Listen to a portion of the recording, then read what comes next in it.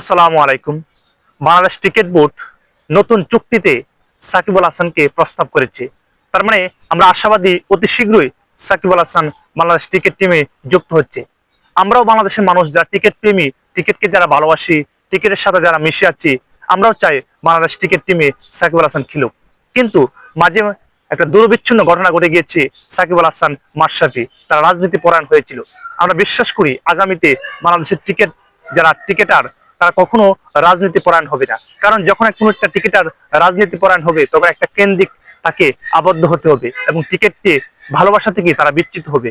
আমরা বিশ্বাস করি সাকিব আল হাসান এবং মাশরাফি আবারও আমাদের বাংলাদেশের ক্রিকেট টিমে খেলবে এবং বাংলাদেশের যে ক্রিকেটের নেতৃত্ব দিয়ে গেছে বিগত সময় এবং পারফরমেন্স করে গেছে ডে বাই ডে, সে আশা আমরা করতে পারি এবং অবশ্যই অতি শীঘ্রই আমরা বিশ্বাস করি বিসিবির এই চুক্তিতে সাকিব আল হাসান ক্রিকেট বোর্ডে যুক্ত হবে, আবারও ক্রিকেটকে নেতৃত্ব দিবে বিশ্বের দরবারে।